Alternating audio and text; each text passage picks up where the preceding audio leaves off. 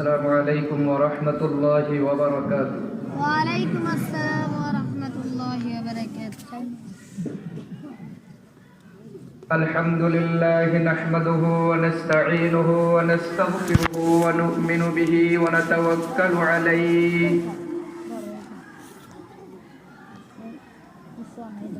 व नऊज़ु बिल्लाहि मिन शुरूरि अनफुसिना व मिन सय्यिआति अअमालिना। मन यहदिल्लाहु फला मुदिल्ल लहु व मन युद्लिल्हु फला हादिय लहु। व नशहदु अल्ला इलाहा इल्लल्लाहु वहदहु ला शरीका लहु व नशहदु अन्न सय्यिदना व नबिय्यना व मौलाना मुहम्मदन अब्दुहु व रसूलुहु الذي أرسله الله تعالى إلى كافة الناس بشيرا ونذيرا وداعيا إلى الله بإذنه وسراجا منيرا. صلى الله تعالى عليه وعلى آله وأصحابه وسلم تسليما كثيرا كثيرا. أما بعد فأعوذ بالله من الشيطان الرجيم. بسم الله الرحمن الرحيم.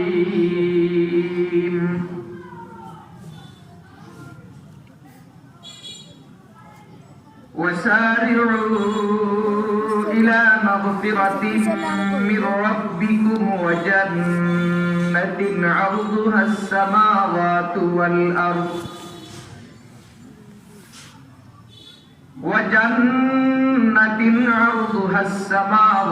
والأرض أعدت للمتقين.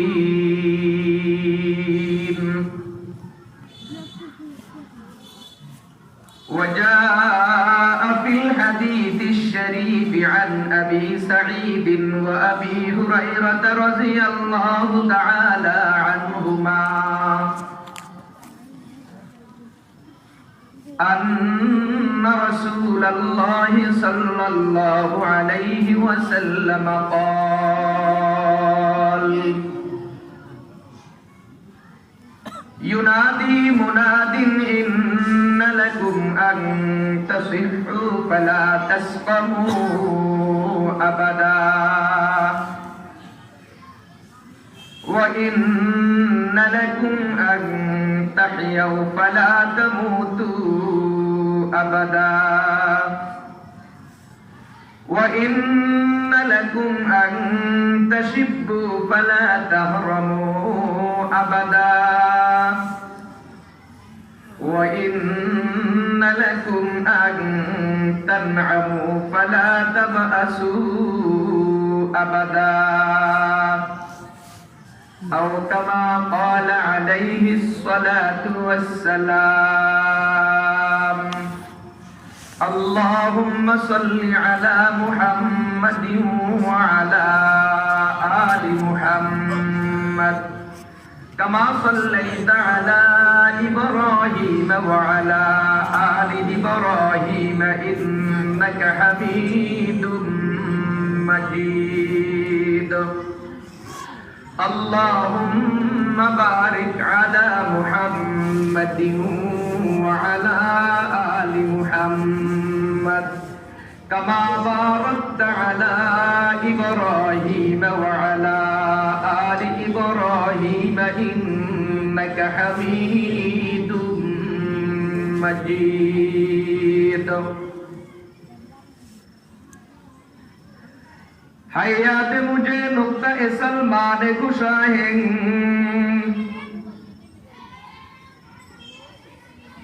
है याद मुझे नुक्ता सलमान कुशा हिंग दुनिया नहीं मर्दान जफा कश के लिए तुम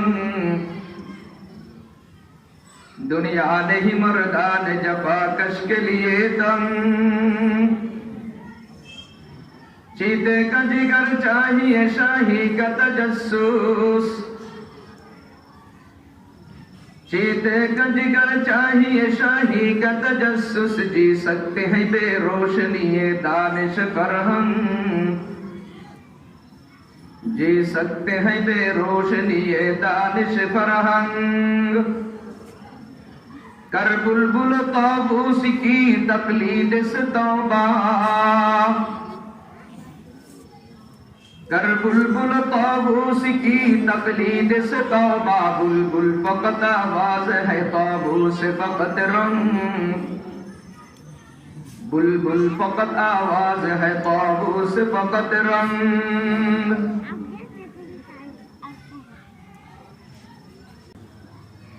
আমি আপনাদের সামনে পবিত্র কুরআন শরীফ থেকে সূরা আলে ইমরানের 133 নম্বর আয়াতে কারিমা তেলাওয়াত করেছি। রাসূল করিম সাল্লাল্লাহু আলাইহি ওয়াসাল্লামের অসংখ্য অগণিত আহাদিস মুবারাকা থেকে সহিহ মুসলিম শরীফে হযরতে আবু সাঈদ খুদরি এবং হযরতে আবু হুরায়রা রাদিয়াল্লাহু তাআলা আনহুমা সূত্রে বর্ণিত একখানা হাদিস আপনাদের সামনে পাঠ করেছি। আল্লাহ পাক রব্বুল আলামিন যদি মেহেরবানি করেন তিলাওয়াতকৃত আয়াতে কারিমা এবং পঠিত হাদিস শরীফের উপরে কিছু কথা বলবো। আল্লাহ আমাদের সকলকে কবুল করেন, আমিন। আজকে সারা বাংলাদেশে অসংখ্য অগণিত মাহফিল হচ্ছে। এমন কোন মাঠ খালি নাই যেখানে মাহফিল না হয়। মাদ্রাসার মাঠ বলেন, স্কুল কলেজের মাঠ বলেন, অথবা ঈদগাহ মাঠ। কোন এলাকায় যদি কোনো মাঠ না থাকে তাহলে ধান কেটে ফেলার পর শুকনা ক্ষেতের মধ্যে অসংখ্য অগণিত মাহফিল হচ্ছে। শুধুমাত্র এই লক্ষ্মীপুর জেলাতে যদি আজকের জন্য হিসাব করা হয় 2020 সালের আজকে 2 তারিখ জানুয়ারি মাসের, দেখবেন এই তারিখে অন্তত লক্ষ্মীপুর জেলার ভিতরে 100-র উপরে মাহফিল হচ্ছে শুধু আজকের দিনে। ঠিক না বেটি? কেন এত ওয়াজ মাহফিল? কি উদ্দেশ্য? যারা আয়োজন করেন, যারা শুনেন, যারা বলেন, উদ্দেশ্যটা কি? বর্তমান বাংলাদেশে 2017 সালের হিসাব পর্যন্ত বাংলাদেশে 2.5 লক্ষ মসজিদ আছে। 2018 আর 19-এর কথা বলতে পারি না, আরো কি পরিমাণ মসজিদ হয়েছে আল্লাহ ভালো জানেন। নতুন কয়েকটা মসজিদের উদ্বোধনের দাওয়াত তো আমিও পাইছি। শুধু 17 সাল পর্যন্ত বাংলাদেশে 2.5 লক্ষ মসজিদ। 2.5 লক্ষ মসজিদে দৈনিক কোটি কোটি মানুষ জামাতে নামাজ আদায় করে। এই 2.5 লক্ষ মসজিদে কমপক্ষে দৈনিক 2.5 লাখ ইমাম ইমামতি করে, 2.5 লাখ মুয়াজ্জিন আযান দেন। দৈনিক আযান 5 বার হয়, একামতও 5 বার হয়, মোট 10 বার। আযানের মধ্যে বাক্য আছে 15টা, একামতের মধ্যে বাক্য আছে 17টা।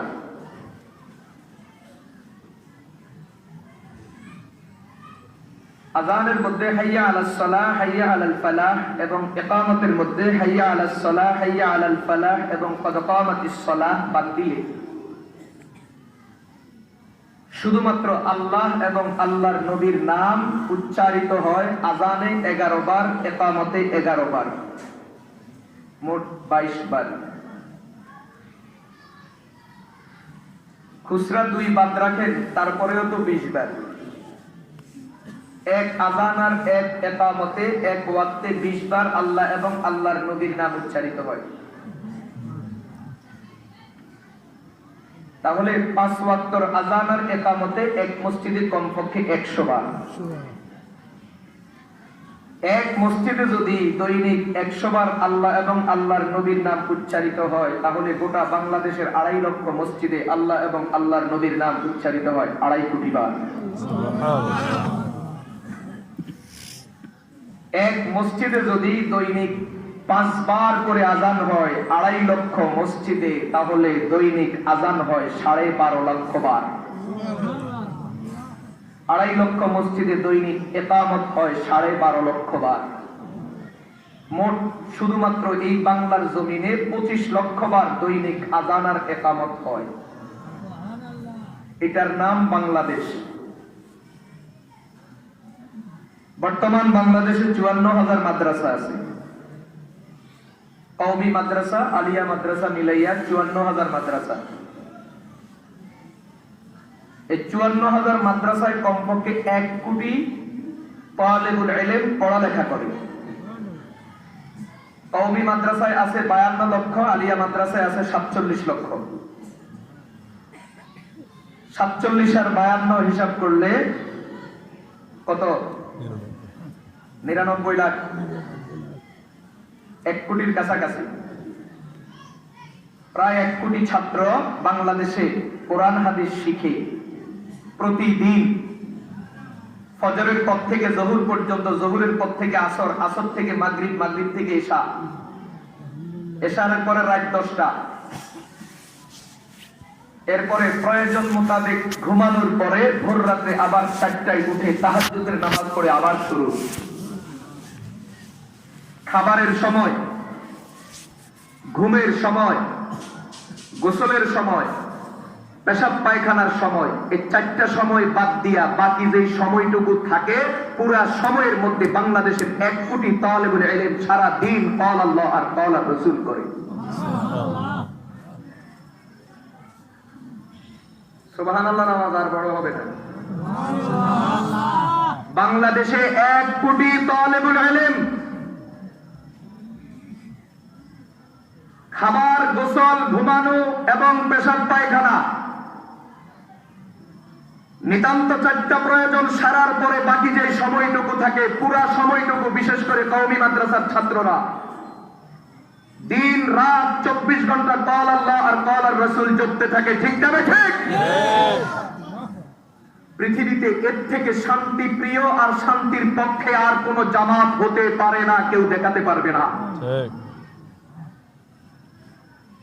যদি আল্লাহর জমিনে যদি কেউ শান্তি প্রত্যাশী হয়ে থাকে আর যদি কেউ শান্তির জন্য যদি কাজ করে থাকে, তারা হলো মাদ্রাসার ছাত্ররা, তালেবুল ইলম আর উলামায়ে কেরাম। ঠিক না ঠিক?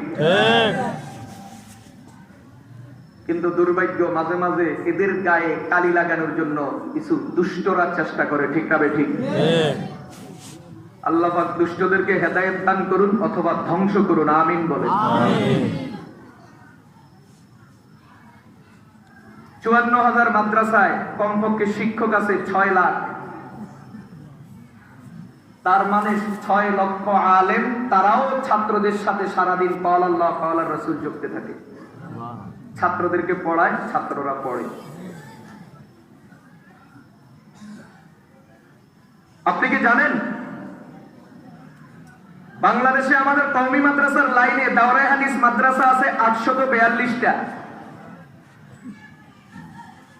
এটাও 2017 সালের কথা।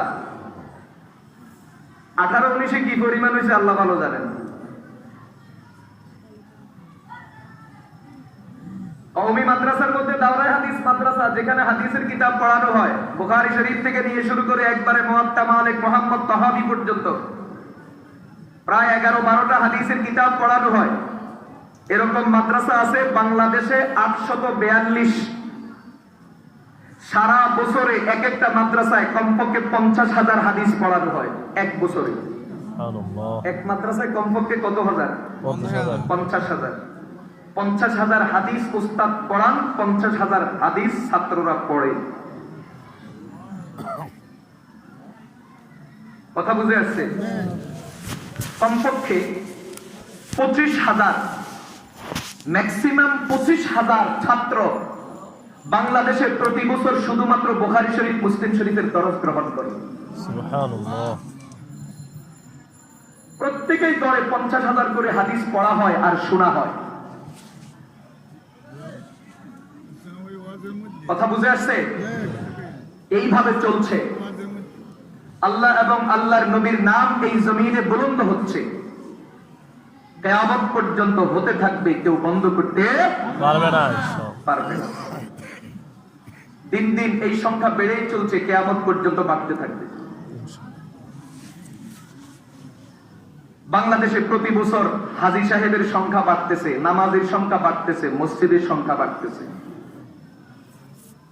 মাদ্রাসার সংখ্যা বাড়তেছে, ওয়াজ মাহফিলের সংখ্যা বাড়তেছে। ঠিক না বেঠিক? ঠিক। জিকিরের তালিম চলছে, পীরি মুরিদি চলছে, তাবলীগ চলছে, জিহাদের ফাজাইল বয়ান করা চলছে, জিহাদের আমল চলছে। সারা দুনিয়াতে দ্বীনের নামে, ইসলামের নামে যা কিছু হচ্ছে, কোরআনের তালিম চলছে। বাংলাদেশে প্রতি বছর নতুন করে আলেম হয়, নতুন করে আলেম হয় কমপক্ষে 25,000। বাংলাদেশে আমাদের একটা হিসাব মতে, পরিসংখ্যান মতে, বাংলাদেশে কমপক্ষে প্রতি বছর নতুন করে হাফেজে কোরআন হয় 30,000। সুবহানাল্লাহ। কত হাজার? 30,000। প্রতি বছর 30,000 নতুন করে হাফেজে কোরআন বাংলাদেশে হইতেছে। এক জরিপ প্রমাণ করে বর্তমান গোটা পৃথিবীতে হাফেজে কোরআন আছে 5 কোটি। বলছিলাম এই সব কিছুর কি উদ্দেশ্য?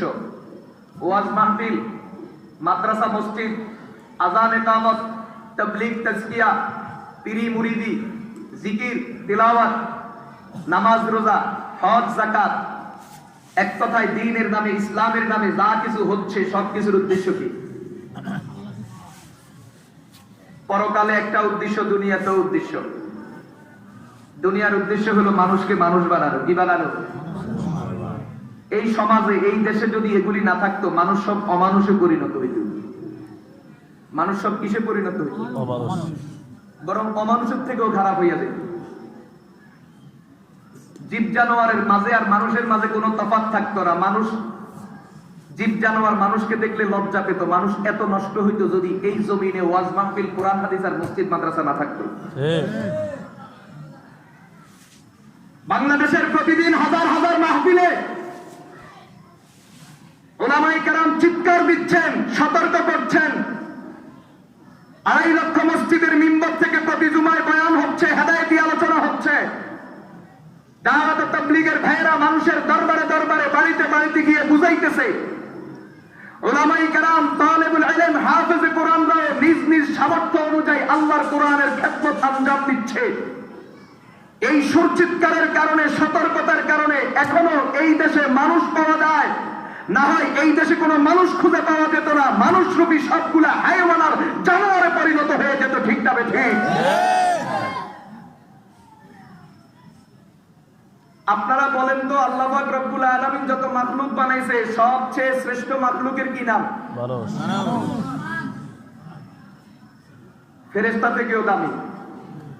সবচেয়ে শ্রেষ্ঠ জামাত কি নাম? মানুষ। আল্লাহ যত মাখলুক বানাইছে, সবচেয়ে দামি মাখলুকের কি নাম? মানুষ। আজ থেকে এই ওয়াজ ভুলি যায়, বরং আজ কেন দরকার ছিল গত 5 দিন আগ থেকে ওয়াজটা ভুলি যাওয়া। এখন আমার সাথে বলেন, আমি যেটা পড়াই এটা বলেন, বলেন বলে এখন থেকে এতদিন যা জানছি এটা ভুল। এখন থেকে সবচেয়ে দামি মাখলুকের নাম হইল কুত্তা। বলতেন না? বলবেন না আমার সাথে? বলেন না, পরেরটা পরে বলতেছে। বলে হুজুর এতদিন জানতাম সবচেয়ে দামি মাখলুকের কি নাম? মানুষ। বলে হুজুর এই জানাটা ভুল, বলাটাও ভুল। এখন থেকে সবচেয়ে দামি মাখলুকের নাম কুত্তা। বলেন কি নাম? কিছু বুঝতেছেন নাকি? কথা বলেন না কেন? বাংলাদেশে কিছু মানুষ বেশি পড়ালেখা করে পাগল হইয়া গেছে, মাথা খারাপ হইয়া গেছে। কারা বেশি পড়ালেখা করে পাগল হয়? যাদের পড়ালেখার পিছনে কোরআনের শিক্ষা নাই, যাদের জিন্দিগির মধ্যে আল্লাহর কোরআন নাই, যাদের জিন্দেগির মধ্যে নামাজ রোজা নাই, ইকামত নাই, যাদের জীবনের ফাউন্ডেশনের মধ্যে আলিফ পাতা নাই, এরকম আলিফ পাতা ছাড়া, কোরআনের শিক্ষা ছাড়া যে যত বড় ডিগ্রি নিবে, যে যত বড় শিক্ষা গ্রহণ করবে, সে তত বড় অমানুষের পাগলে পরিণত হবে। ঠিক না বেঠিক? সম্প্রতি তার প্রমাণ বাংলাদেশে দেখা গেছে। আমরা জানি সবচেয়ে দামি মাখলুকের কি নাম? মানুষ। এরকম মানুষ আল্লাহ পাক রব্বুল আলামিন কোরআনে কারীমের মধ্যে নিজেই বলেন, ওয়ালাকাদ কাররামনা বানি আদম, ওয়ালাকাদ কাররামনা বানি আদম ওয়া হামালনাহুম ফিল বাররি ওয়াল বাহরি ওয়া রাযাকনাহুম মিনাত তাইয়্যিবাত ওয়া ফাদ্দালনাহুম আলা কাসীরিন মিম্মান খালাকনা তাফদীলা। আল্লাহ রাব্বুল আলামিন বলেন, আমি যত মাখলুক বানাইছি সব মাখলুকের উপর মর্যাদা দিয়েছি, শ্রেষ্ঠত্ব দিয়েছি, সম্মানিত করেছি মানুষকে। কারে? বলেন না কারে? কে বলতেছে? আল্লাহ বলতেছে, আমি যত মাখলুক বানাইছি সমস্ত মাখলুকের মধ্যে দামি মাখলুক, সম্মানিত মাখলুকের নাম হলো মানুষ। এই আয়াতে কারিমার তাফসীরে ইমাম ফখরুদ্দিন রাজি রাহমাতুল্লাহ আলাইহি তার লিখিত তাফসীরে কবীরের মধ্যে মানব জাতি সমস্ত মাখলুকের উপরে দামি এবং সম্মানিত হওয়ার পিছনে 12টা কারণ লিখছেন। কয়টা কারণ? 12টা। কয় কারণে মানুষ দামি? 12 কারণ। আমার সাথে জবাব দিবেন, কয় কারণে মানুষ দামি? 12 কারণ। আল্লাহ পাক রব্বুল আলামিন এই 12টা জিনিস পৃথিবীর অন্য কোনো মাখলুককে দেন নাই। এই 12টা জিনিস একমাত্র আল্লাহ দান করেছেন মানুষের মধ্যে। এই কারণে মানব জাতি সমস্ত মাখলুকের উপরে দামি। ইমাম ফখরুদ্দিন রাজির দাবি হলো মানব জাতি সমস্ত মাখলুকের উপরে 12টা কারণে মর্যাদা রাখে, শ্রেষ্ঠত্ব রাখে।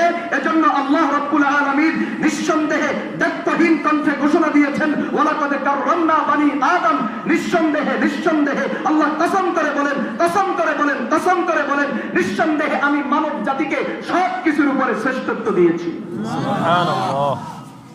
কয় কারণ? 12। শুধু একটা কারণ বলুন, তাহলে বুঝবেন মানুষ কত দামি।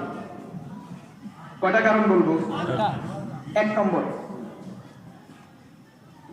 আল্লাহ পাক রব্বুল আলামিন যত মাখলুক বানাইছেন, কোন মাখলুক বানাইতে আল্লাহ পাক রব্বুল আলামিন হাত লাগান নাই, হাত ব্যবহার করেন নাই। আল্লাহ পাক এত বড় ক্ষমতার মালিক, কুদরতের মালিক, তিনি কোনো কিছু করতে হলে হাত লাগানোর প্রয়োজন হয় না, সুইচ টিপার প্রয়োজন হয় না। এক যুগে মানুষ হাত দিয়ে কাজ করত, গায়ের বল দিয়া, শক্তি দিয়া কাজ করত। এখন বর্তমানে অনেক প্রযুক্তি বাইরেছে, হাত লাগানোর প্রয়োজন হয় না, গায়ের বল লাগাইতে হয় না, শুধু সুইচ টিপলে হইয়া যায়। ঠিক না বেটি? আল্লাহ পাক রব্বুল আলামিন ডিজিটাল ওভার ডিজিটাল, শক্তিশালী ওভার শক্তিশালী, সমস্ত শক্তির উপরে শক্তির মালিক, ক্ষমতার উপরে ক্ষমতার মালিক, বরত্বের উপরে বরত্বের মালিক, নেতৃত্বের উপরে নেতৃত্বের মালিক। তিনি কোনো কিছু করতে হলে হাত লাগানোর প্রয়োজন হয় না, গায়ের বল লাগাইতে হয় না, এমনকি সুইচ টিপতেও হয় না। তিনি যদি কোনো কিছু করতে চান, বানাইতে চান, শুধুমাত্র তার এক নির্দেশ যথেষ্ট। কোন বলবেন ফায়াকুন, বাস মুহূর্তের ভিতরেই ওই জিনিসটা রেডি হয়ে গেছে। সুবহানাল্লাহ। ও বন্ধুরা আমার, বলতেছিলাম আল্লাহ রাব্বুল আলামিন যত মাখলুক বানাইছেন, কোন মাখলুক বানাইতে হাত লাগান নাই, হাত ব্যবহার করেন নাই, হাত লাগানোর প্রয়োজন হয় নাই। সব কিছু আল্লাহ রাব্বুল আলামিন নির্দেশ দিয়া বানায়া দিবেন। আল্লাহ পাক রব্বুল আলামিন কোটি কোটি জিন্নাত বানাইছেন। ও বন্ধুরা, জিন্নাতের সংখ্যা কত? তাফসীরে রুহুল বয়ানের মধ্যে আছে, হযরতে আদম আলাইহিস সালাতু ওয়াস সালাম থেকে নিয়ে শুরু করে কিয়ামত পর্যন্ত গোটা পৃথিবীতে যত কোটি মানুষ আছে, আসবে, আসতেছে, এই সব মানুষের সংখ্যা যত হবে, আল্লাহ রাব্বুল আলামিন জিন জাতি বানাইছেন কমপক্ষে এর থেকে 10 গুণ বেশি। সুবহানাল্লাহ। এই যে হাজার হাজার কোটি জিন বানাইছেন, এক একটা জিন মানুষ থেকে দেহের দিক থেকে, শক্তির দিক থেকে, গায়ে গতরে সব দিকে উঠা, সব দিকে শক্তিশালী, সব দিকে বড়। এত বড় বড় জিন বানাইছেন আল্লাহ রাব্বুল আলামিন। এই যে কোটি কোটি জিন বানাইছেন, একটা জিন বানাইতেও হাত লাগাইতে হয় নাই, সুইচ টিপতে হয় নাই। আল্লাহ রাব্বুল আলামিন নির্দেশ দিয়েছেন, মুহূর্তের ভিতরে কোটি কোটি জিন জাতি তৈরি হইয়া গেছে। ও ও বন্ধুরা আমার, তাফসীরে রুহুল বায়ানের মধ্যে লেখা আছে পৃথিবীতে আল্লাহ রাব্বুল আলামিন জিন আর মানুষ মিলাইয়া যত হাজার কোটি বানাইছেন, আমাদের এই পৃথিবীতে স্থলভাগের মধ্যে জীব জানোয়ারের সংখ্যা 1 থেকে 10 গুণ বেশি। বাঘ, ভাল্লুক, কুকুর, শূকর, গাধা থেকে শুরু করে কোটি কোটি প্রাণী আল্লাহ রাব্বুল আলামিন বানাইছেন। একটা প্রাণী বানাইতেও আল্লাহ পাক রাব্বুল আলামিন হাত ব্যবহার করতে হয় নাই, হাত লাগাইতে হয় নাই, বরং নির্দেশ দিবেন, কোন বলছেন কাফ নুন, মাত্র দুইটা অক্ষর, দুইটা হরফ। এই দুইটা হরফ ব্যবহার করছেন। দুইটা হরফ বলতে যতটুকু সময় লাগছে কোটি কোটি মাখলুক তৈরি হতে এতটুকু সময়ও লাগে না। সুবহানাল্লাহ। ও বন্ধুরা আমার, আমাদের এই জমিনের মধ্যে জিন যত কোটি, মানুষ যত কোটি, জীব জানোয়ার যত কোটি, এই সব মিলাইয়া যত হাজার কোটি হবে, আল্লাহ পাক রব্বুল আলামিন সমুদ্রের মধ্যে জানোয়ার বানাইছেন কমপক্ষে 1 থেকে 10 গুণ বেশি। এই যে সমুদ্রের মধ্যে কোটি কোটি জানোয়ার বানাইছেন, একটা জানোয়ার বানাইতেও আল্লাহ পাক হাত ব্যবহার করতে হয় নাই, সুইচ টিপতে হয় নাই, হাত লাগাইতে হয় নাই, নির্দেশ দিয়েছেন, মুহূর্তের ভিতরে সব তৈরি হয়ে গেছে। বলেন সুবহানাল্লাহ। তবে আর পানিতে, সমুদ্রে জিন এবং ইনসান সব মিলাইয়া যত হাজার কোটি, যত হাজার মাখলুক, শুধুমাত্র আমাদের এই জমিনের মধ্যে ফেরেশতার সংখ্যা 1 থেকে 10 গুণ বেশি। ও বন্ধুরা আমার, গোটা পৃথিবীর মধ্যে ফেরেশতা যত হাজার কোটি, প্রথম আকাশে তার থেকে 10 গুণ বেশি। প্রথম আকাশে যত হাজার কোটি, দ্বিতীয় আসমানে আছে তার থেকে 10 গুণ বেশি। দ্বিতীয় আসমানে যত হাজার কোটি, তৃতীয় আসমানে আছে তার থেকে 10 গুণ বেশি। তৃতীয় আসমানে যত হাজার কোটি, চতুর্থ আসমানে আছে তার থেকে 10 গুণ বেশি। এইভাবে পঞ্চম আকাশে 10 গুণ বেশি, ষষ্ঠ আকাশে 10 গুণ বেশি, সপ্তম আকাশে 10 গুণ বেশি। সাত আসমান আর জমিনের মধ্যে আল্লাহ রাব্বুল আলামিন যত হাজার কোটি ফেরেশতা বানাইছেন, ওই ফেরেশতার সংখ্যা যত হাজার কোটি হবে। সাত আসমানের উপরে একটা বড়ই গাছ আছে যাকে সিদরাতুল মুনতাহা বলা হয়। ওই বড়ই গাছের পাতায় পাতায়, ডালপালাতে এবং গাছের আগা থেকে গোড়া পর্যন্ত ফেরেশতার সংখ্যা এর থেকেও 10 গুণ বেশি। সুবহানাল্লাহ। সাত আসমান, জমিন আর সিদরাতুল মুনতাহাতে আল্লাহ রাব্বুল আলামিন যত হাজার কোটি ফেরেশতা বানাইছেন, আল্লাহ পাক রব্বুল আলামিনের আরশে আজিমের এক একটা কোটির সাথে ফেরেশতা আছে তার থেকে 10 গুণ বেশি। আরশের কোটি একটা নয়, দুইটা নয়, আরশের মধ্যে আল্লাহ রাব্বুল আলামিন কোটি বানায় রাখছেন 13টা। এক একটা কোটির মধ্যে ফেরেশতার সংখ্যা যদি এইভাবে 10 গুণ করে যদি বাড়তে থাকে, তাহলে আল্লাহ পাক কত হাজার কোটি ফেরেশতা বানাইছেন। ও বন্ধুরা আমার, এই যে কোটি কোটি ফেরেশতা আল্লাহ পাক বানাইলেন, একটা ফেরেশতাও বানাইতে আল্লাহ পাক হাত ব্যবহার করেন নাই, সুইচ টিপতে হয় নাই, হাত লাগাইতে হয় নাই, শুধুমাত্র কোন শব্দ দিয়ে নির্দেশ দিয়েছেন, মুহূর্তের ভিতরে কোটি কোটি ফেরেশতা তৈরি হয়ে গেছে। ফেরেশতা কত? আমাদের মতো 3.5 না। মুনকার নাকিরের নাম কে কে শুনছেন? সবাই শুনছেন না? হ্যাঁ, তাদের রক্ত গরম, বয়স 26 বছরের কম, এরা শুনছেন নি? মুনকার নাকিরের নাম শুনছেন নি আপনারা? শুনছেন তো? এটা শুধু মৌলবীদের কবরে আসবে, না। কথা বলেন না কেন? বুড়াদের কবর আসবে, যুবকের কবরে তো আসবে না। আচ্ছা যাক, ভালো। মুনকার নাকির কিসের নাম? ফেরেশতার নাম। দুইজন ফেরেশতার নাম মুনকার নাকির। এই ওয়াজ বলি যান, জীবন আর এই কথা বলিয়েন না, বলে যদি কি করবেন। আচ্ছা বলেন তাহলে, আওয়ামী লীগ বিএনপি দুইটা ব্যক্তির নাম কিসের নাম? এই দুইটা দলের নাম কি? আওয়ামী লীগ বিএনপি। এই দলের অধীনে কোটি কোটি কর্মী বাহিনী আছে। মেশকাতের ব্যাখ্যা মেরকাতের মধ্যে লেখা আছে, মুনকার আর নাকির দুইজন ফেরেশতা নয়, মুনকার আর নাকির দুই দল ফেরেশতা। বলেন না, মুনকার আর নাকির দুইজন নয়, দুই দল। যেই দলের অধীনে কোটি কোটি কর্মী বাহিনী নিয়োজিত। কি পরিমাণ নিয়োজিত? তো সব মানুষ যদি একদিনে মারা যায়, প্রত্যেকের কবরে কমপক্ষে 2 জন করে করে যেতে পারবে। প্রশ্ন করবে একজনে, আরেকজন সাক্ষী হবে। কথা বুঝে আসছে? এরা কত বড়? মুসনাদে আহমদের হাদিস, হযরত আব্দুল্লাহ ইবনে মাসউদ রাদিয়াল্লাহু তাআলা আনহু riwayat করেন, হুজুর সাল্লাল্লাহু আলাইহি ওয়াসাল্লাম জিবরাইলকে জিজ্ঞাসা করছেন, কত বড় মুনকার নাকির? জিবরাইল আলাইহিস সালাতু ওয়াস সালাম রাসূলের প্রশ্নের জবাবে বললেন, মুনকার নাকির এক একটা এত বড়, এটা বোঝানোর মতো ক্ষমতা তো কারো নাই। একটা উদাহরণ দিছে, শুধু হাতের তালু। এই যে হাতের তালু আছে না, হাতের তালুটা কত বড়? সকালবেলায় পরোটা বানাইতে দেখছেন নি? যাদের ডায়াবেটিস আছে, আপনার বউ যে আপনার জন্য রুটি বানায় দেখছেন নি? রুটি বানাইতে হাতের মধ্যে আটা কতটুকু লয়? 1 কেজি। জি না। কতটুকু? হাঁসের ডিমের যেই সাইজ, মুরগির ডিমের যেই সাইজ, এই পরিমাণ আটা হাতের মধ্যে লয়। লয়ে পরে কসলায় নিয়ে দেখছেন নি? হযরত জিবরাইল বলেন, ইয়া রাসূলুল্লাহ, একটা পরোটার রুটি বানানোর জন্য যেই পরিমাণ আটা মানুষ হাতের মধ্যে নেয়, নিয়ে আটাকে কসলায়, ঠিক মুনকার আর নাকিরের কাছে আমাদের 51 কোটি 1 লক্ষ বর্গ মাইলের এই বিশাল পৃথিবীটা একটা পরোটা আর রুটির আটার মতো ইচ্ছা করলে গোটা পৃথিবীটাকে হাতের মধ্যে নিয়ে কসলায় দিতে পারে। আল্লাহু আকবার। তুই নেতাগিরি করস, তুই নেতা হইছ, তোর রক্ত গরম, তুই না শুধু তোর 14 গোষ্ঠীর যদি রক্ত গরম, সব থামালে বেটা হাতের কসলানির ভিতরে, ঠিক না ঠিক? হ্যাঁ। এত বড় এক একজন ফেরেশতা।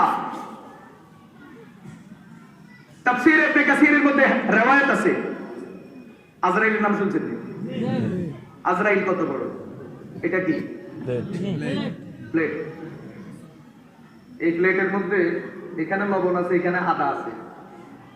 এখন বলেন তো, আমার যদি মনে হয় এক টুকরা আদা খাওয়ার জন্য কত মাইল হাঁটতে হবে? হ্যাঁ, গাড়ি ধরাইতে হবে তো, টিকিট কাটা লাগবে, মানদারি পর্যন্ত হেঁটে যাওয়া লাগবে। কি করতে হবে? ঠিক না বেঠিক? তাফসীর ইবনে কাসীরের মধ্যে বর্ণনা আছে, গোটা পৃথিবীটা আমাদের মালাকুল মউতের সামনে একটা প্লেটের মতো। আল্লাহু আকবার। তার দেহটা কত? এত বড় দেহওয়ালা বেড়াইগারে যে বানাইছে, ও আল্লাহ কত বড়? আল্লাহু আকবার। তাফসীরে জালালাইনের ব্যাখ্যা গ্রন্থ হাশিয়াতুস সাবি এবং মিশকাতের ব্যাখ্যা মিরকাত, দুই জায়গাতে বর্ণনা আছে। এই বর্ণনার মূল গোড়া হলো মুসনাদে আহমদ। আল্লাহ রাসূল সাল্লাল্লাহু আলাইহি ওয়াসাল্লাম বলছেন, আল্লাহ পাক এত বড় ফেরেশতাও বানাইছেন যেই ফেরেশতার মাথার সংখ্যা 1000। কয় হাজার? 1000। এটা হলো হাশিয়াতুস সাবির বর্ণনা, কিন্তু তাফসীরে ইবনে কাসীরের বর্ণনা হলো ওই ফেরেশতার মাথা হলো 1 লক্ষ। আল্লাহ। কয় লক্ষ? 1 লক্ষ। সব ফেরেশতারে আল্লাহ মাথা দিবেন একটা, কিন্তু ওই ফেরেশতারে মাথা দিবেন 1 লক্ষ। তো 1 লক্ষ মাথা সবগুলা তো মুরগির ডিমের মতো ছোট ছোট না। কুল্লু রাসিন আযামু মিনাদ দুনিয়া, প্রত্যেকটা মাথা আমাদের এই গোটা পৃথিবী থেকে কয়েক লক্ষ গুণ বড়। সুবহানাল্লাহ। যার মাথা 1 লক্ষ, এক মাথা এই দুনিয়া থেকে বড়, তাহলে গোটা দেহটার অবস্থা কি? এত বড় ফেরেশতাকে যে মালিক বানাইছে, মালিকের অবস্থাটা কি? আল্লাহু আকবার। এইভাবে এক একটা ফেরেশতা এত বড় এত ছোট। এই কোটি কোটি ফেরেশতাকে আল্লাহ রাব্বুল আলামিন বানাইলেন। আল্লাহ বলেন, একটা ফেরেশতাও বানাইতে আমার হাত লাগানোর দরকার হয় নাই, সৃষ্টিবার দরকার হয় নাই, নির্দেশ দিলাম, সব মুহূর্তের ভিতরে রেডি। ও বন্ধুরা আমার, বলতেছিলাম আল্লাহ রাব্বুল আলামিন 7টা জমিন বানাইলেন। এক একটা পৃথিবীর আয়তন, জমিনের আয়তন 51 কোটি বর্গ মাইল। এইভাবে আল্লাহ রাব্বুল আলামিন 7টা জমিন বানাইলেন। একটা জমিন বানাইতেও হাত লাগান নাই, নির্দেশ দিয়েছেন, হইয়া গেছে। বন্ধুরা আমার, তাফসীরে রুহুল মাআনির মধ্যে লেখা আছে, এক একটা আসমান জমিন থেকে এত বড়, যদি আসমানের সাথে যদি গোটা পৃথিবীটাকে যদি তুলনা করা হয়, একটা বিশাল মাঠের মধ্যে যদি আংটি রাখা হয়, মাঠের তুলনায় আংটিটা যত ছোট, প্রথম আসমানের তুলনায় 7 তবক আসমান আর 7 তবক জমিন এত ছোট। আল্লাহ পাক রব্বুল আলামিন এইভাবে বড় বড় আসমান বানাইছেন 7টা। একটা আসমান বানাইতে আল্লাহ পাক হাত লাগান নাই, হাত লাগানো ছাড়া নির্দেশ দিয়া দিলেন। মুহূর্তের ভিতরে 7টা আসমান তৈরি হইয়া গেল এবং সবগুলো তার আপন আপন জায়গাতে সেটিং হইয়া গেল। অটো সেটিং, কম্পিউটারে অটো সেটিং আছে না? আল্লাহ পাকের কোন শব্দটাই অটো সেটিং বলছে, কোন 7টা আসমান হইয়া সবগুলা তার আপন আপন জায়গাতে গিয়ে স্থির হইয়া গেছে। ও বন্ধুরা আমার, কোটি কোটি গাছ বানাইলেন, 7টা সাগর মহাসাগর বানাইলেন। কোনটার জন্য আল্লাহ পাক নির্দেশ, আল্লাহ পাক রব্বুল আলামিন হাত লাগাইতে হয় না, নির্দেশ দিয়া বানাইয়া দিবেন। আল্লাহ পাক রব্বুল আলামিন পৃথিবীতে বড় বড় পাহাড় বানাইছেন। কমপক্ষে উল্লেখযোগ্য পাহাড় আছে 6300। একটা পাহাড় বানাইতেও আল্লাহ পাক রব্বুল আলামিন মাথায় করে এক গোড়া মারি দিতে হয় নাই, কোদাল দিয়া মাটি কাটতে হয় নাই। নির্দেশ দেওয়া মাত্রই সব পাহাড়গুলি তার আপন জায়গাতে স্থাপন হয়ে গেছে। সব কি দিয়া চলছে? কোন ফায়াকুন দিয়া, নির্দেশ দিয়া চলছে। হাত লাগানোর দরকার নেই। এইভাবে আল্লাহ রাব্বুল আলামিন আরশ বানাইছেন, লৌহ কলম কুরসি যা আছে, জান্নাত জাহান্নাম সব বানায়া দিয়েছেন, নির্দেশ দিয়া কোনোটাতে হাত লাগাতে নাই। এমন ক্ষমতার মালিক, কুদরতের মালিক, তিনি যদি চাইতেন মানুষকেও তিনি নির্দেশ দিয়া বানাইতে পারতেন। ইমাম ফখরুদ্দিন রাজি বলেন, আল্লাহ পাক চাইলে মানুষকেও নির্দেশ দিয়া বানাইতে পারতেন, হাত লাগানোর কোনো দরকার ছিল না। এত কোটি কোটি মাখলুক বানায় দিলেন, বড় বড় মাখলুক বানায় দিলেন, হাত লাগানো ছাড়া 3.5 হাতের এই মানুষ বানাইতে হাত লাগানোর কোনো দরকার ছিল না। চাইলে আল্লাহ পাক রব্বুল আলামিন এটাও নির্দেশ দিয়ে বানায় দিতে পারতেন, হাত লাগানোর দরকার নাই। কিন্তু আল্লাহ পাক রব্বুল আলামিন মানব জাতির শ্রেষ্ঠত্ব আর মর্যাদা বোঝানোর জন্য, মানব জাতির সম্মানটাকে প্রমাণ করে দেওয়ার জন্য এই ছোট্ট মাখলুক মানুষ বানাইতে গিয়া আল্লাহ পাক রব্বুল আলামিন নিজের কুদরতের হাতটাকে ব্যবহার করেছে।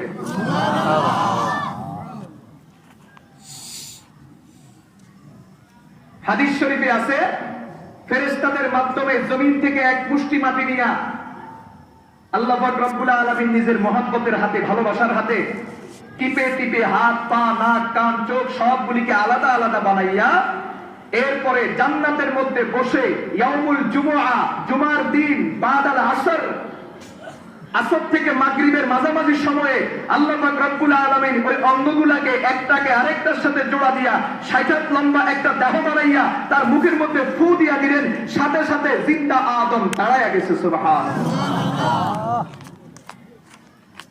দেখেন, বানাইছে জান্নাতের মধ্যে বসি, বানাইছে ইয়াউমুল জুমআ, শুক্রবার, সময়টা হলো দিনের শেষ বেলা। কত দিন থেকে দাম, এক দামের ভিতরে তো 5টা পাওয়া যায়। তাহলে মানব জাতি অন্য সমস্ত মাখলুকের উপরে দামি হওয়ার কারণ কয়টা? 12টা। 12টার মধ্যে শুধু এক কারণ বলছি, কোন মাখলুক বানাইতে আল্লাহ হাত লাগান নাই, তোমারে আর আমারে বানাইতে আল্লাহ হাত লাগাইছে। আন্নাসু কুল্লুহুম বানু আদম ওয়া খালাকাল্লাহু আদামা মিন তুরাব। সুনানে বাইহাকির বর্ণনা, আল্লাহর নবী বলেন সমস্ত মানুষ আদমের সন্তান, আর আদমকে আল্লাহ পাক রব্বুল আলামিন বানাইছেন মাটি থেকে, অতএব সমস্ত মানুষ মাটি থেকে।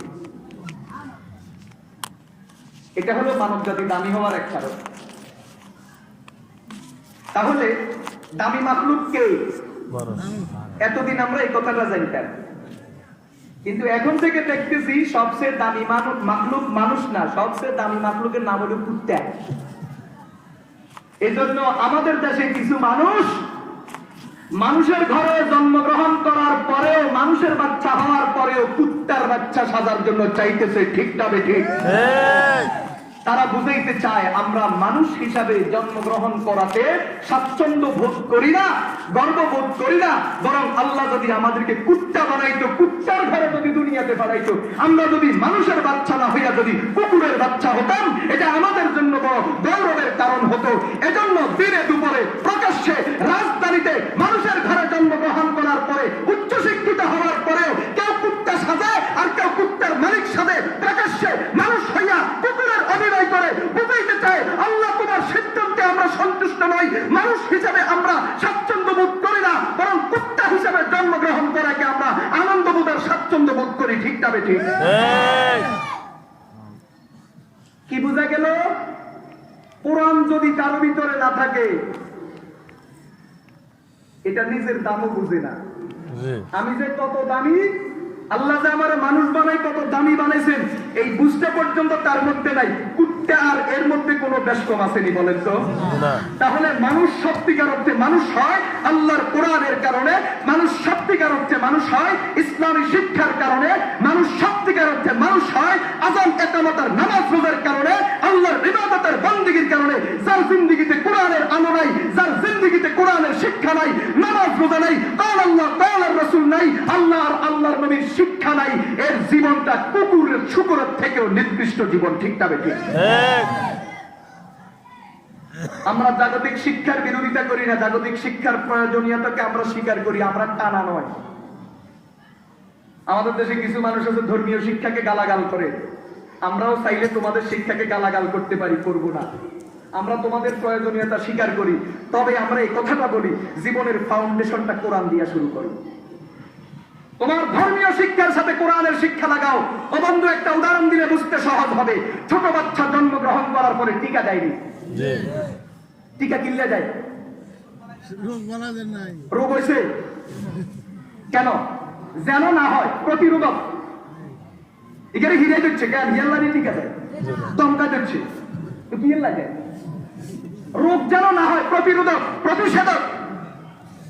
ও ভাই, টিকা দিলে যেমন রোগ প্রতিরোধের ক্ষমতা তৈরি হয়, জটিল কঠিন কোন রোগ এই সন্তানের শরীরের মধ্যে ঢুকতে পারে না, ঠিক একজন মানুষের জিন্দেগীর প্রথম শিক্ষা, প্রথম বুনিয়াদ হবে আলিফ বা তা সা, আলহামদুলিল্লাহ, সূরা ফাতিহা, সূরা ইখলাস, কোরআনের তালিম হবে তার জিন্দেগীর প্রথম শিক্ষা। টিকা দিলে যেমন প্রতিরোধক হয়, এই আর জীবনে কখনো জটিল রোগে আক্রান্ত হয় না, ঠিক তেমনি ভাবে যার জিন্দেগীর প্রথম শিক্ষা কোরআনের শিক্ষা হবে, এই জীবনে যেখানেই যাবে, স্কুল কলেজ ভার্সিটি আর যেখানেই যাবে, তাকে কেউ বেঈমান বানাইতে পারবে না, নাস্তিক বানাইতে পারবে না, বদ্দিন বানাইতে পারবে না, তার ঈমান কেউ কেড়ে নিতে পারবে না। সর্ব অবস্থায় সর্ব হালতে সে তার নিজের ঈমানের উপরে টিকে থাকতে পারবে। ঠিক না ভাই? ঠিক। আমরা এই কথাটাই বলি। আমরা জাগতিক শিক্ষার বিরোধিতা করি না, তবে আমরা বলি জাগতিক শিক্ষায় পাঠাও, আগে টিকা দাও, টিকার নাম কোরআন। মুসলমান কথা বলেন, টিকার কি নাম? কোরআন। স্কুল কলেজে পাঠান, ডাক্তার ইঞ্জিনিয়ার ব্যারিস্টার বানান, বিরোধিতা করি না, দরকার আছে, তারাও এদেশের সম্পদ, কিন্তু টিকা দেন। টিকা দেওয়া ছাড়া যদি পাঠান, বেঈমান হবে, নাস্তিক হবে, গাদ্দার হবে। এক পর্যায়ে সে বুঝবে না সে যে মানুষের সন্তান, মানুষের কি দাম সে বুঝবে না, সে কুত্তা সাজতে চাইবে। ঠিক না? ঠিক। এজন্য আল্লাহ রাব্বুল আলামিন বলেন, আর রহমান আল্লামাল কুরআন খালাকাল ইনসান আল্লামাহুল বায়ান। এজন্য আল্লাহ রাব্বুল আলামিন খালাকাল ইনসান, মানুষ বানাইছেন, এই কথাটা 2 নম্বরে রাখছেন। 1 নম্বরে রাখছেন আল্লামাল কুরআন, কোরআন শিখাইছেন। তার মানে আল্লাহ বুঝাইতে চাইলেন সত্যিকার অর্থে মানুষ হবে কোরআন দ্বারা। কোরআনের শিক্ষা যদি না থাকে, মানুষ কখনো মানুষ হতে পারে না, বরং জানোয়ারে পরিণত হয়। আবারও বলছি, আমরা জাগতিক শিক্ষার প্রয়োজনীয়তা হাড়ে হাড়ে অনুভব করি, তবে আমরা বলি জীবনের প্রথমে টিকাটা দিয়া দেন, তারপরে স্কুল কলেজে দেন। টিকা দেওয়ার জন্য কেন্দ্র আসেনি? কোথায়? মাদ্রাসা। একটা মাদ্রাসার নাম কোন? একটা টিকা কেন্দ্রের নাম কোন? সালেহা নুরানি মাদ্রাসা করতে শরম লাগে তার কাছে দাঁড়ান, কথা বলেন না কেন? একটা টিকা কেন্দ্রের নাম বলেন না রে ভাই। সালেহা নুরানি মাদ্রাসা। সালেহা নুরানি তাহফিজুল কোরআন মাদ্রাসা টিকা কেন্দ্রের খবর পাইছেন নি? বাংলাদেশের ছোট বড় 54,000 টিকা কেন্দ্র আছে, আলহামদুলিল্লাহ বলেন। আলহামদুলিল্লাহ। দেহের রোগের যেমন চিকিৎসার জন্য হাসপাতাল আছে, রুহের রোগের চিকিৎসার জন্য হাসপাতাল আছে। রুহের রোগের চিকিৎসার হাসপাতালের নাম হলো মাদ্রাসা, মসজিদ। 2.5 লক্ষ হাসপাতাল, রুহের চিকিৎসা কেন্দ্র, 54,000 মাদ্রাসা, রুহের চিকিৎসা কেন্দ্র বাংলাদেশে আসেনি বলে চিৎকার করে বলেন আলহামদুলিল্লাহ। টিকা দিবেননি? কে কে রাজি আছেন টিকা দেওয়ার জন্য? হাত তোলেন। নারায়ে তাকবীর। আল্লাহ আপনার এই বান্দারা সবাই তাদের বাচ্চাকে টিকা দেওয়ার নিয়ত করছে, আপনি এদেরকে সময় মতো টিকা দেওয়ার জন্য কবুল করে নেন। আমিন বলেন। হাত নামান। এখন কোন মনে কষ্ট কিন্তু কার? হাত তোলেন। মনে কষ্ট গেলেও লাভ হইতো না, সময় শেষ হয়ে যায়। টিকা কেন্দ্র বুঝছেন নি? এখন শুনেন, একটা দরকারি কথা বলি, হযরতে হাসান বসরির কথাটা বলি। আহা, হাসান বসরি কে? তিনি সরাসরি কোরআন হাদিস শিখছেন আল্লাহর নবীর সাহাবীদের থেকে। বাইরে এমন কোন কিতাব বাদ নাই যে কিতাবে ক্বাল আল হাসান রুবিয়া আনিল হাসান এই শব্দ পাওয়া না যায়। তাফসীরের কিতাব বলেন হযরতে হাসান বসরির বক্তব্য আছে, হাদিসের কিতাব বলেন হাসান বসরির সূত্রে হাদিস বর্ণিত আছে, ফিকহের কিতাব বলেন হাসান বসরির সূত্রে বর্ণিত মাসাইল আছে। হাসান বসরি এমন একজন তাবিঈ, হাদিসের কিতাব, তাফসীরের কিতাব, ফিকহের কিতাব, সব কিতাবের মধ্যে হযরতে হাসান বসরির বর্ণনা পাওয়া যায়। জানেন আপনারা কে এই হাসান বসরি? এই হাসান বসরি সরাসরি ইলম শিখেছেন আল্লাহর নবীর সাহাবীদের থেকে। তার উস্তাদের মধ্যে আল্লাহর নবীর সাহাবীর সংখ্যা আছে 100-র উপরে। ও বন্ধুরা আমার, হাসান বসরির আম্মাজান আমাদের উম্মাহাতুল মুমিনিনের একজন, আমাদের আল্লাহর নবীর 11 বিবির এক বিবির নাম হযরতে উম্মে সালামা রাদিয়াল্লাহু তাআলা আনহা। হযরতে হাসান বসরির আম্মা, আমাদের আম্মা হযরতে উম্মে সালামা রাদিয়াল্লাহু তাআলা আনহার খাদেমা ছিলেন। হাসান বসরি যখন দুধের বাচ্চা, মাঝে মাঝে উনার আম্মা উনাকে কোলে করে উম্মে সালামার ঘরে বাসায় আসতেন, এসে কাজে লেগে যেতেন। কাজে যখন লাগতেন তখন হাসান বসরিকে শোয়াইতেন উম্মে সালামার বিছানার উপর। ও বন্ধুরা আমার, উম্মে সালামার বিছানা তো সেই বিছানা, যেই বিছানাতে আমার নবী মুহাম্মদুর রাসূলুল্লাহ সাল্লাল্লাহু আলাইহি ওয়াসাল্লাম আরাম করেছেন। সুবহানাল্লাহ। আল্লাহর নবী যেই বিছানাতে ঘুমাইছেন, আরাম করছেন, ওই বিছানার উপরে হযরতে হাসান বসরিকে তার আম্মা শোয়াইয়া তিনি হযরতে উম্মে সালামার কাজ করতে যেতেন।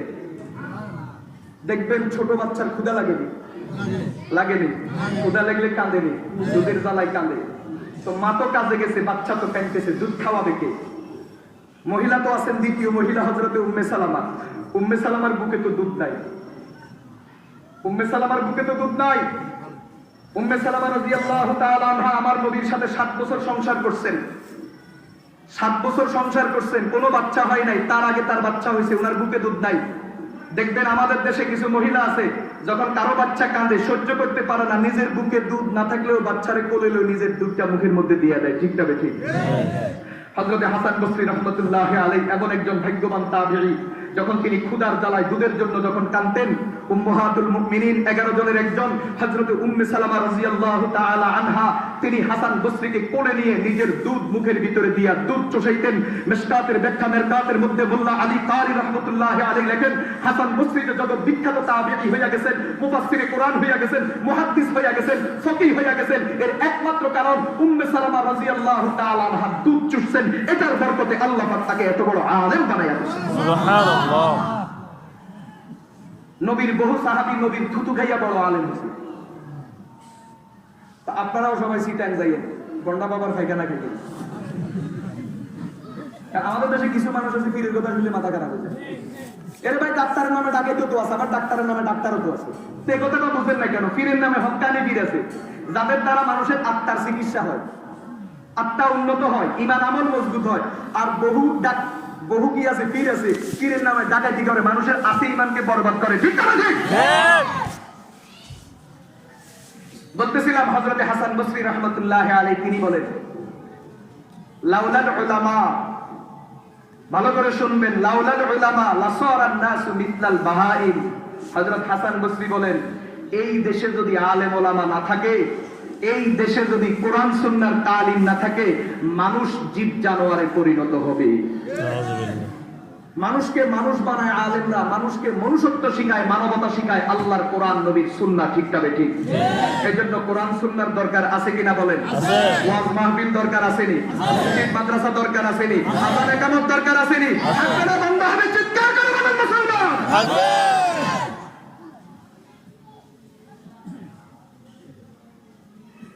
কথা যখন এদিকে আসছে, আরেকটা কথা শুনেন।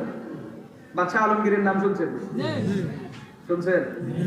আমাদের শুধু বাংলাদেশ না, গোটা ভারতবর্ষটা শাসন করছে 50 বছর। কয় বছর? একটানা 50 বছর। কেউ হেরে ঝামেলা করে না। 50 বছর পরে মরে গেছে, এই জন্য ক্ষমতা চায়। যদি আরো বাঁচি কিন্তু ক্ষমতা আরো চালাইতো। এমন এক নেককার শাসক ছিলেন হাসান বসরি। কে? আলমগীর। আলমগীরের বাবার নাম শাহজাহান। শাহজাহানের বাবার নাম কি? জাহাঙ্গীর। জাহাঙ্গীরের বাবার নাম আকবর। আকবরের বাবার নাম হুমায়ুন। হুমায়ুনের বাবার নাম জহিরুদ্দিন বাবর। এই মুঘল সম্রাটের ইতিহাস। সবচেয়ে লম্বা শাসন করছে মুঘল সম্রাটদের মধ্যে ভারতবর্ষে। তার নাম হলো কি? আলমগীর। আলমগীরের জীবনী আপনারা কি জানেন? হযরত হাকিমুল উম্মত থানভী রাহমাতুল্লাহি আলাইহি তার কিতাবের মধ্যে লিখছেন, আলমগীর হাফেজে কোরআন ছিলেন। সুবহানাল্লাহ। অনেকে নারাজ হয়ে গেছে, তো বাচ্চা কেন আবার হাফেজে কোরআন? আলমগীর কি ছিলেন? হাফেজে কোরআন। সুবহানাল্লাহ কইতে আপনাদের কষ্ট লাগে? শুধু হাফেজে কোরআন ছিলেন? হযরত থানভী বলেন তিনি হাফেজে হাদিস ছিলেন। 12300 হাদিস তার মুখস্থ ছিল। সুবহানাল্লাহ। শুধু হাফেজে কোরআন ছিলেন না আলমগীর, 12300 হাদিস তার মুখস্থ। এরপরে 3 নম্বর কথা, হাকিমুল উম্মত যেটা লেখেন এটা শুনে তো আর মাথা খারাপ হয়ে যায়।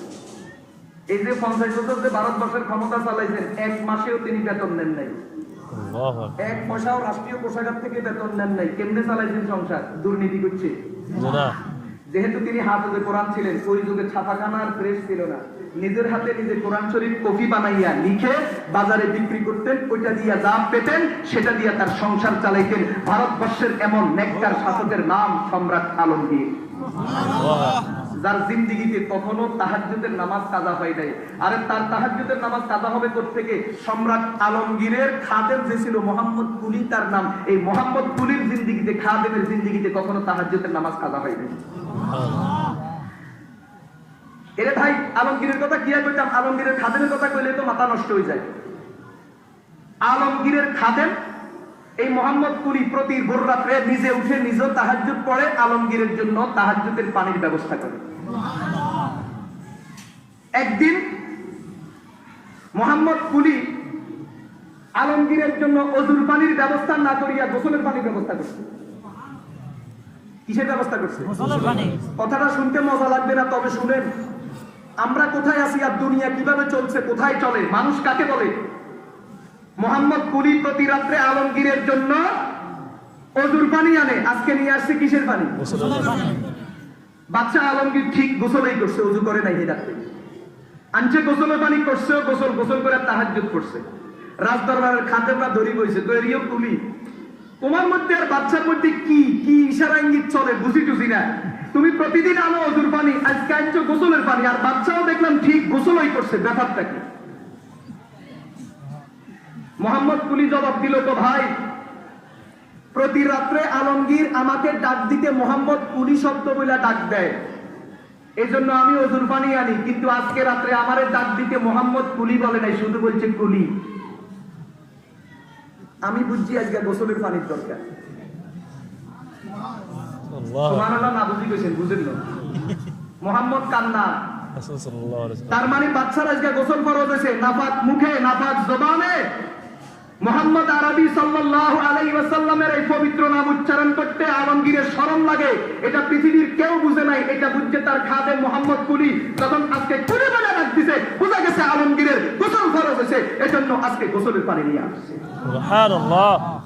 এমন নেককার মানুষের নাম ছিল আলমগীর, আর ওই নেককার মানুষের খাদেম ছিল মোহাম্মদ কুলি।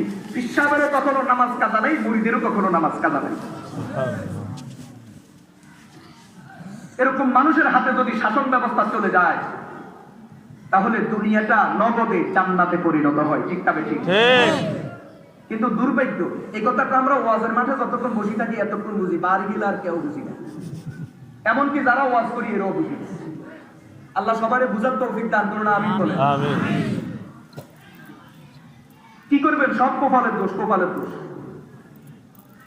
গ্রামে মহিলারা কয় সব সাইর আঙ্গুলের দোষ, এই সাইর আঙ্গুলের কপালের দোষ আমাদের। কিত্তেন খামাকা চিল্লানি, এটা হয়েছে এটা হয়েছে, কোনো চিল্লানি কাজ হবে না। বিমা কাসাবাত আইদিন নাস, সব নিজে করছেন। যাই হোক বন্ধুরা, বলতেছিলাম বাচ্চা আলমগীর শাহজাহানের ছেলে, মারেনিয়া বাইরে এসে রাজদরবার থেকে মা প্রশ্ন করি বইছে বহু আগে। বাচ্চা আলমগীরের যুগে হানাফি মাযহাবের একটা ফিকহের কিতাব, ফতোয়ার কিতাব লেখা হয়েছে, তার নাম ফতোয়া আলমগীরি বা ফতোয়া হিন্দিয়া, 6 খণ্ড। এই কিতাবটা লেখার জন্য বাচ্চা আলমগীর ভারতবর্ষের বাছাই করা 300 আলেমকে বাছাই করছেন। 300 আলেমের সমন্বয়ে বোর্ড গঠন করছেন, এরা এই ফতোয়ার কিতাব লিখবে। যতদিন 300 আলেম ফতোয়ার কিতাব লিখবে, এতদিন এদের খাওয়া দাওয়া সবকিছুর ব্যবস্থা রাজদরবার। আর আলমগীর ওই যতদিন পর্যন্ত কাজ ছিল, 300 আলেম রাজদরবারে ছিল, ততদিন পর্যন্ত রাতের বেলায় আলমগীর না ঘুমাইয়া নিজের হাতে নিজে পানি গরম করে 300 আলেমের জন্য লোটার মধ্যে, বদনার মধ্যে পানি ব্যবস্থা করে রাখতেন, যাতে করে 300 আলেমের রাতের বেলায় উঠে তাহাজ্জুদের সময় ঠান্ডা পানির কষ্ট যেন করতে না হয়। আলমগীরের মায় কয়, কিরে তুই তো বাদশার ঘরের বাদশা, তোর এত মৌলবীদের কাছে কি ঠেকা, তুই কেন মৌলবীদের জুতা সোজা করস আর গরম পানি করস? কথায় কথা মনে আছে, কইতাম নি? এটা কোরআন হাদিসের কথা নয়, শেখ সাদির কথা। কেউ যদি না মানেন গুনাহ হইতো না, তবে মানলে কিন্তু কোয়াল আকাশে লাগে। কথাটা কি? হযরত শেখ সাদি বলছেন, তুমি যদি দুনিয়াতে তোমার মরণ পর্যন্ত যদি ক্ষমতা চালাইতে চাও, কোন পর্যন্ত? মরণ পর্যন্ত ইজ্জতের সাথে। কেউ তোমার বিরুদ্ধে আন্দোলন করবে না, সংগ্রাম করবে না, ইজ্জতের সাথে যদি মরণ পর্যন্ত যদি তুমি ক্ষমতা চালাইতে চাও, তো একটা কাজ করো, সেটা হলো তুমি আলেমদেরকে শ্রদ্ধা করো, আলেমকে সম্মান করা। আর শ্রদ্ধা করার বরকতে আল্লাহ পাক তোমাকে মরণ পর্যন্ত ক্ষমতার চেয়ারে বসায় রাখবে। ভাই, এটা শেখ সাদির কথা, আমার কথা নয়। আলমগীরকে তার মা জিজ্ঞাসা করে, কিরে আলমগীর, তুই তো বাচ্চার ঘরের বাচ্চা, তোর কি হলো, তুই কেন মৌলবীদের জুতা সোজা করস? আলমগীর বলে, মা প্রশ্নের জবাব সময় মতো দিব, এখন দিব না। কিছুদিন পরে মা আর ছেলে রাজদাদার থেকে বাইরে হয়েছে, একদিকে যাইতেছে। কিছু দূর যাওয়ার পরে দেখে যে একটা ষাঁড় আর একটা গাভী। গাভীটা হলো মা, ষাঁড়টা হলো ওই গাভীর সন্তান। কিন্তু ষাঁড়টা গাভীর পিঠের উপরে উঠছে সহবাস করার জন্য, বাস, আর ব্যাখ্যার দরকার নেই।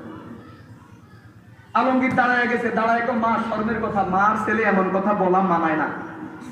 তবে যেহেতু আপনি আমার অনেকদিন আগে একটা প্রশ্ন করছেন, প্রশ্নের জবাব দেওয়ার জন্য দাঁড়াইতে হয়েছে। মা ক্ষমা করবেন বেয়াদবি, আপনি কি এই গাভীটাকে আর ষাঁড়টাকে চিনেন? আলমগীরের মা বলে, চিনি বাবা। বলেন তো মা কে? তো গাভীটা হলো মা, ষাঁড়টা হলো তার সন্তান। এখন বলেন সন্তান কোথায়? মায়ের পিঠের উপরে, সন্তান মার সাথে সহবাস করতেছে। আলমগীর বলেন, মা মাফ করবেন, ক্ষমা চাই আপনার কাছে, আপনি আমারও বলছিলেন আমি কেন মৌলবীদের জুতা সোজা করি। ও মা, এই দেশে যদি কোরআনওয়ালারা না থাকতো, মৌলবীর গোষ্ঠী যদি না থাকতো, এই ষাঁড় আর গাভীর আজকে যে অবস্থা, আমার আর আপনার এই অবস্থা হইতো। মানুষকে মানুষ বানাইছে তো কোরআনওয়ালারা, এজন্য আমি কোরআনওয়ালাদের জুতা সোজা করি। ঠিক যেই কথাটা 1000 বছর আগে হযরত হাসান বসরি বলে গেছেন, লাউলাল উলামা লাসারান নাসু বিস্তাল বাহাইম, এই সমাজে যদি কোরআনওয়ালারা না থাকতো, মানুষের পশুর মধ্যে কোনো তফাৎ থাকতো না। ঠিক এই কথাটাকে বাদশা আলমগীর ব্যাখ্যা দিয়ে বুঝিয়ে দিলেন। এজন্য আমি মৌলবীদের কাছে আমার ঠেকা, আমি মৌলবীদের জুতা সোজা করি, আলেমদেরকে শ্রদ্ধা করি। এজন্য আলেম থাকার কারণে আমরা মানুষ হয়েছি। আলেম যদি না থাকতো, মানুষের জানোয়ারের মধ্যে, কুত্তার জানোয়ারের মধ্যে কোনো বেষ্টন থাকতো না। ঠিক।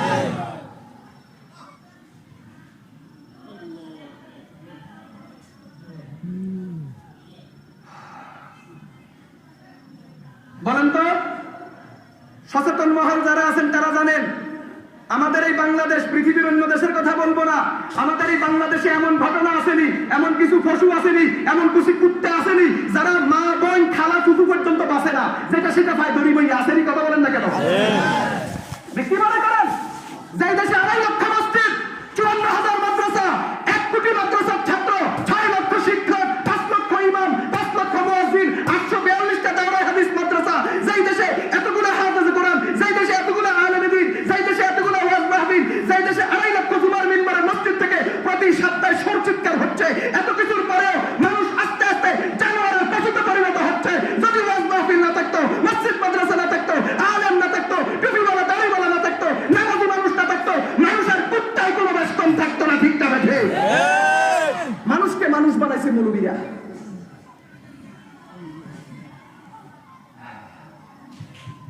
قال النبي صلى الله عليه وسلم لا يأتين على الناس كما أتى على بني إسرائيل حذو النال بالنال